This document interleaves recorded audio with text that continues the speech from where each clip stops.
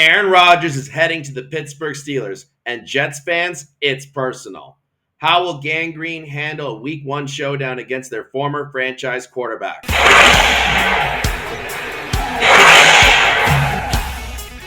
And we're back. How's it going, bitches? Yeah. Oh, guys. Yeah. Welcome back. It's been a while. Back. Yeah, you thought we were dead, and that is not true. We are back. We did not give up on you. Almost. Just on gave up on the Jets, but that's a little bit. Just a little bit. Anyway, so the big news, it's not even Jets related, but it's news to us because it's a former Jet. Aaron Rodgers is officially signed with the Pittsburgh Steelers, and that means Week 1 is going to be Aaron Rodgers coming back to play the Jets. Thoughts? Yeah. Adnan, you've been the quietest, so I'm going to just pick on you right now. I think it's going to be interesting.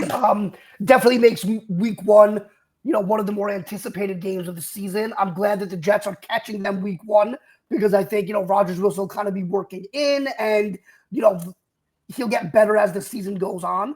I think there was very little, surprise that he signed there. I know people started to talk, he hasn't signed yet. Is he going to retire? Is he not going to? I don't think there was any chance he was retiring. So, he's where he was going to be. He was the third option, right? So, he wasn't even. I'll put that image up on the board. That is terrible that got out, man. Yeah. That is real shitty. No one wants to be the third option. Yeah, dude. And I find it interesting also, right, that like two other coaches that had, Sean McVay, in my opinion, the best coach in the NFL, didn't even entertain it after signing Devontae Adams. They just kind of, re-upped Stafford after looking into some other options. And then, the Vikings, Kevin O'Connell, I think a top 5 to 7 head coach in the NFL. We saw what he did with Darnold. They prefer J.J. McCarthy over Aaron Rodgers, which is really interesting because that team is ready to win now. So the fact that those two, organizations decided not to bring in Rodgers, he was the third choice for the Steelers. I think it's going to make for a really, really fascinating time there.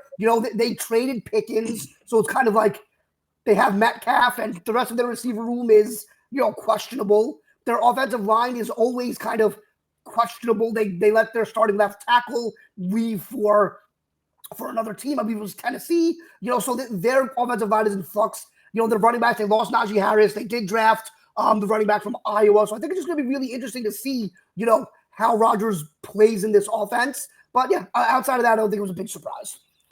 Wow, a lot of useful information there. Well, man, so like from a narrative perspective, obviously it's gold. I mean, you have for the first time ever a quarterback facing another quarterback that they swap teams. That's never happened before.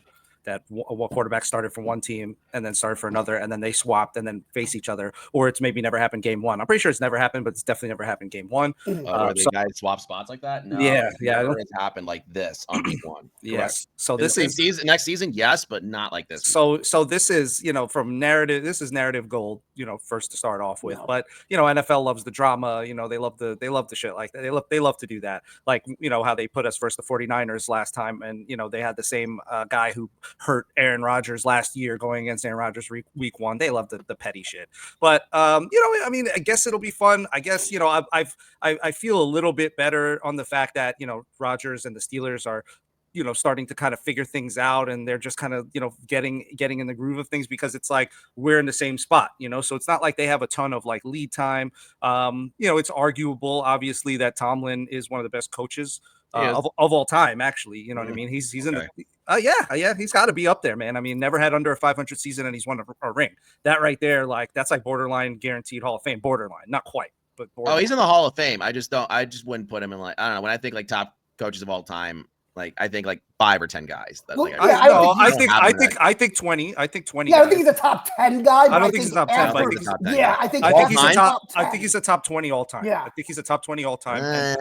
And seeing that there's been so many coaches in the league, I think that's something worth, that's a notable achievement. Yeah, longevity and not ever having a losing record, that carries a lot of weight, I think. Yeah, I mean, that means a Super Bowl win with various quarterbacks, various rosters, various strengths and weaknesses. Like the guy knows what the fuck he's doing. So I think the edge is probably to them a little bit. But, Aaron Rodgers has lost a little bit of a step. We'll see. But it'll be interesting to see him versus, Justin Fields. So, by the way, did you hear that Rodgers got married?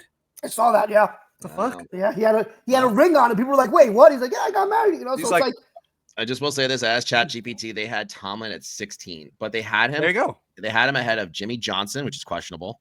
I would never do that. I would never But do body of work, I think, right? Pete Carroll, Bud Grant. I wouldn't say Pete. I wouldn't say Bud Grant either. Well, Pete, I mean, that's the Vikings couple years, man. And Mark Levy. How many Super Bowls did Pete Carroll win? Pete's got one, but he went to two. He went to as two. did Tomlin. Yeah, so did Tomlin. Tomlin did go to two. Yeah, but to be fair, Tomlin took over Bill Cowher's fucking Steelers. You know what I mean? And that organization is just so great, right? Still, if you guys are just curious what the rest of the list looks like, so actually, I think it's pretty good. Yeah, go for it. It's Tony Dungy at 15, John Madden 14, Hank Stram at 13, Coughlin, Parcells, Paul Brown, Andy Reid, George Hallis, Joe Gibbs, Bill Walsh, Tom Landry, Chuck Knoll, Shula, Lombardi, Bill. It's not a bad list. ChatGPT did okay. Yeah, that is a pretty solid list. And again, even if he's 18, again, still solid top 20 all-time guy. So, he's got basically the point of that was they've got the edge right now as far as what we've seen on coaching. They don't, I think, have the edge on talent, but, it depends to see what it depends on what we see the Jets can do with Fields. You know what I mean? And because dude, our running back room is fucking stacked. Zach is a beast. We just got a beast of a tight end. And our defense is fucking pretty stacked still. If we can get the right coaching and coach up Sauce. But if you can coach up Sauce, I'm going to stop you real quick. That Steeler defense is going to be the number one defense in the league this year. Okay, they got Highland and Watts on the edge. Hayward had a bounce back year and is still great. Okay, they just drafted in first round. I had to look up the name again. It was the Oregon kid, but it's Derek Hardman, who's a beast, dude. He's a beast. That front four is just gonna freaking eat all day, man. You know what I mean? But their defense is better, but their overall that's in the league, I think. I don't think their offense took a dive. John, their defensive line is really good. Linebackers, corners, I don't really know. They got Patrick Queen, right? Patrick Queen, yeah. Yeah, safety outside of Minka. He's been hurt the last 2 years. But you got to assume. All right, but on paper, I would take their defense over ours right now. I'm not comparing the defenses between the Jets and Steelers. I don't think the Steelers are anywhere close to the number one defense in the NFL. I'm just saying the talent overall is comparable, and I think that with the right coaching on paper, we can maybe do something here. It's not like walking in versus the 49ers, who were coming off of a banner fucking season and just came in, stomped the shit out of us because they were fully healthy and had pretty much everyone except for CMC firing on all 5.4 yards to carry. Exactly, and still ran for 5.5 yards to carry. Shit was crazy. But anyway, back to the topic. Yeah. Can I interject here once again? Yeah, go for it. Okay, first off, the NFL did wrong here with not scheduling this in a primetime slot. Given that the Jets don't have many primetime slot games, they have one, right? I don't think they deserve it. Well, every team's obligated to get at least one. That's just kind of how it works. It's typically, if it's just a one, it's always a Thursday night game because everyone rotates the Thursday night games. I know, and we have that's what we have. We have a Patriot Thursday night game. But if you're gonna do that, people would want to watch this game. This is gonna get buried in week 1 p.m. Good all over, which is good for us, but it's not good for the story of that the NFL likes to tell. Think about all the coming home games. They always even though this is not really coming home, it's he just rented an apartment here. Basically. They're hedging their bet. They're putting this together, but at the same time, it's a 1 o'clock game, so they don't really lose their ass like they did on a number of our games last year where they put us at prime time and we shit the fucking bed. We did, but the ratings were always good, which is all that really matters. I think that was only for the first 3-4 half of the season. That's what all the primetime games were. But I think the other piece of it though too, Rodgers hadn't signed when the schedule was made, right? But they knew. Well, what if he did it? Rodgers is, and I think it was a done deal. But nevertheless, what if at the last minute Rodgers was like, "Nah, I'm good." Then you have Justin Fields against Mason Rudolph week 1 Monday Night Football. You know what I mean? They weren't going to risk that. No, I hear you on that. That's why it's a 1 p.m. slot. So you may be right that they didn't know because they would have put this up somewhere, and they can't flex it week 1 by any means. Yeah, but also, if you look at the we're going to get mauled this game, right? We're going to get mauled. Rodgers is going to come out with 7 touchdowns. Dude, I don't know, man. I don't listen. That's everyone likes to play it's the Jets, of course. I know, but there's such a chip on his shoulder at this point. You know what I mean? There's such a massive. That's my only concern. That's my only concern about this game, Adnan. Would you bet against it? I would. If you weren't a Jets fan, hypothetically. Because I know Adnan is a principle where he will not bet against the Jets. Yeah, I respect him enough for that only. Look, I don't know, man.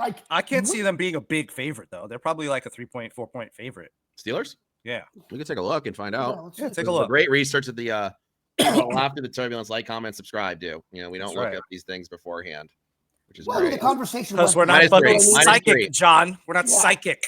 -3. Yeah, but you knew we were going to talk about this. Did not know we were going to look up the odds of this fucking Yeah, game. sure. Yeah, we And- were. But interestingly enough, it is the lowest over-under of all the games we Yeah, played. that- exactly. that's 39 and a like- half. Yeah, 39 by and the a half. way, I was right. 3. Yeah. So Yeah, you're right. Monty was right. It's I'll not put an image. It'll be great. It'll be tremendous. tremendous. Yeah. Tremendous. But yeah, it's I don't know, man. It's right where it needs to be, that game, I think. 1:00. Yeah.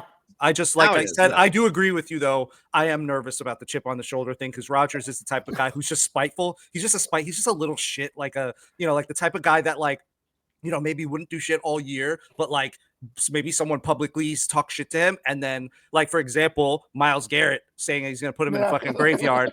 I wouldn't be surprised if he lights the fucking Browns up, especially because they're not really that amazing of a team anyway. Is Myles Garrett the scariest looking dude in the NFL right now? He is a monster, man. He's a monster. Have you seen him dunk a basketball? It's fucking incredible. I have not. Yeah. Like, Yeah, the if guy's he was just athletic as taller, hell. he would have been an NBA guy. If he was All taller, these guys, dude, all these guys. Myles Garrett can play multiple. ball, though. I will say that Myles Garrett can play ball, and I'll put an image or whatever of him dunking. It's unreal. A lot of these guys can hoop. Matt Stafford can dunk. I've seen Matt Stafford at an LA Fitness just funking on people. He's nasty. He's nasty these at athletes are basketball. different. I would say this: if Sauce is gonna have a pick six, it would be in this game, right? I hope so. God, You know what I hope mean? so. It would be in this game of all. Like, you know what? That would be a good prop bet. Just pick, touchdown Sauce. You know what I mean? I would be Like, the new defense look that Rodgers has not seen.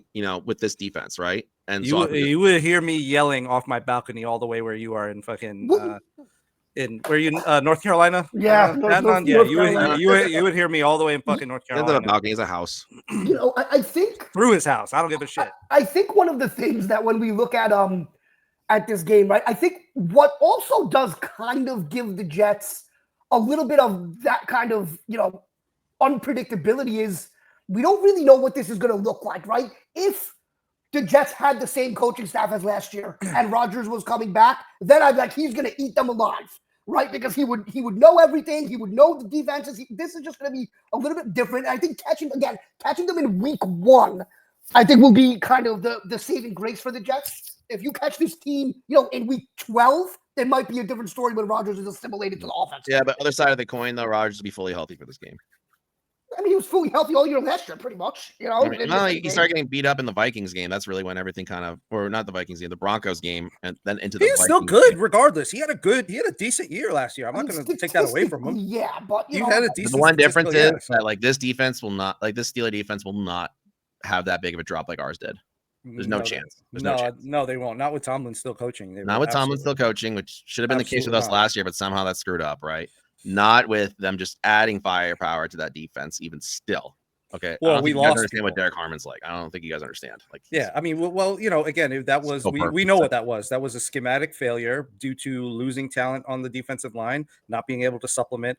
Fucking Stop the run, goofy doofy ass Reddick not being what we brought him on to be. And our Salah's defensive scheme is way more reliant on D line than than most, and we took away from him, whereas the Steelers have added to theirs. Yeah, well, the only positive is they're going to get Jermaine back, and Will McDonald's putting on some pounds, which should help. God, I hope so, man. Yeah, but okay. Other than that, I mean, I'm predicting score prediction. Rodgers is going to toast us like 40. Wait, he's going to be 41. 41-3. I don't think it's that bad. I would say it's a low scoring game. Actually, I think it's going to go slightly over 41-3. I would say like 17-10 Steelers. Yeah, I think it'll be something like 17-13, somewhere in that neighborhood. I think the Jets will kind of be in this game into the fourth quarter, and then I think just the coaching edge with Tomlin and the veteran quarterback, they'll pull it out at the end. But yeah, I think it'll be something like that, 17-13. Yeah, I'm glad I'm not going to this game. Like you guys, because you guys would have came with me if I had the season tickets. Let's just face it. Because this would have been the one game to go to for excitement purposes. Because who knows? But like, my God, that stadium's just gonna be filled with those Steeler fans. Those Steeler fans travel. Yeah, it's a nothing drive for them. I mean, that's only a few hours away. It's one state. Unfortunately, it's a nothing drive for them. It's one state over, so they're gonna be there in force. Like, but it's closer to them than Buffalo is. Yeah. Have you guys met any Steeler fans that are excited about the Rodgers thing? I haven't spoke to my Steelers fan friends about it since it was official. I mean, my one buddy, when it was still a rumor, was like, I guess so. They just kind of always do all right. They know they're not going to the Super Bowl probably next year, no matter who they picked up. So I think they're just kind of meh, go Steelers. You know what I mean? That's kind of what they are. That's kind of what they do. And just always happy being over 500, right? Over 500, might make the playoffs, might not. They always make the playoffs. They're gonna make the playoffs. Rodgers is gonna fucking. It's all gonna work out for Rodgers. I just freaking know it. I mean, it does seem like he's like weirdly following that Brett Favre arc, which I think might have been. I would say that might be a part of why the Vikings kind of, they were like, we don't want to be part of that circus of him following the weird Brett Favre. So go to the other team that has yellow in the color, right? Yeah. Yeah. I guess so. Is he wearing 12? No, he can't. That number's retired. It's not retired. It's not retired. I'm telling you, it's not retired. The Steelers are a team that, as many Hall of Famers they have like 3 people that have retired numbers. It's not Terry Bradshaw. It's crazy. They did not retire Terry Bradshaw. What are they even doing? It's like Mean Joe Green, like 2. I just assumed it was like, because that just makes no sense. I mean, Terry Bradshaw's a fucking legend. Yeah. So only have 2 officially retired jersey numbers. 70 for Ernie Stautner and 75 for Mean Joe Green. Joe Green, yeah. That is literally it. Terry Bradshaw. Okay. Jesus, what the fuck do you have to do over there? You have to do a lot. Right. I see that. It's more than that, because like this is the thing. The Steelers, let's face it, folks, the Steelers are one of the crown jewel franchises in the NFL, right? Like they're always good. Not only that, they're one of the original teams in the league. I would say it was Packers, Bears, Giants, Cardinals, and I think Steelers are the 5th team to come in, and they were originally part of the old NFL before they got moved over when the merger happened. They are one of the originals, right? And they're one of the most successful franchises. They probably are. I mean, like if you count the championships before and after, it's still going to be Green Bay. But like obviously the Super Bowls thing, they got it. They got the 6. Sucks for the Cardinals. Yeah, the Cardinals haven't done shit. That's just been a disaster. Yeah, that's been a nightmare. But they might be worse than us. I would say no. They started rebuilding properly, man. Like you know what I mean? Like they really just cut bait with. All time over. Yeah. Oh, no. Worse than us all time? Just because we have the one ring, dude. If we don't have that one ring, we're the biggest. Who cares? Joke. You know what I mean? Like we're a bigger joke than the Browns. Like it's not even debatable at that point, right? Yeah. And I guess the Lions. Yeah, I mean, that's why you thank Joe Namath every day. Like honestly, like if it wasn't for Joe Namath, my grandfather wouldn't have gotten season tickets. Saw all that happen in the glory days of the New York Jets, and I wouldn't have been a Jets fan. I probably would have been a Giants fan. I would have seen 2 Super Bowls in my lifetime. I wouldn't have wasted all my hard-earned money on Jets season tickets because Giants season tickets were too expensive no matter what, right? I probably wouldn't have started Jets podcast with you guys. Yep. Which is the only thing that's maybe positive that came from it, and I've gotten some pussy bringing girls to the games, but that's about it. It's not that much. It's all wishy-washy at this point. I, like a dumbass, would have definitely still been a Jets fan either way. Same. Because I hate myself. I probably. Yeah, you guys do hate yourselves, but hey, if you hate yourselves like I do, or whatever I was gonna say from that, like, comment, subscribe. Awesome segue, John. Yeah, and buy our. God damn it, dude! Buy the swag. Buy our swag. Are you in need of ethically sourced, 100% non-toxic, laughter-inducing apparel? Buy our swag. Do you long for merchandise that respects your right to chuckle in a safe, turbulence-free environment? Buy our swag. Look no further. The Laugh Through the Turbulence store is here to provide you with the most socially conscious, eco-friendly-ish, and cancellation-resistant merch available. Buy our swag! Our products have been metaphorically crash-tested for comedic integrity, ensuring they meet the highest standards of non-offensive, inclusive, and totally New York Jets-approved humor. Buy our swag! Whether you're looking for a t-shirt that says Laugh Through the Turbulence, a New York Jets podcast, or a hat that says Laugh Through the Turbulence, a New York Jets podcast, we've got you covered. Buy our swag! So, take a smooth, seatbelt-fastened journey over to our store. The link is in the bio of our YouTube page, and shop with confidence. Because the only turbulence you should experience is watching the New York Jets. Buy our swag! Disclaimer, no actual turbulence was used in the making of the smash. Side effects may include uncontrollable giggling, heightened fashion sense, and an overwhelming desire to talk about the New York Jets. Ha ha ha. Buy our swag!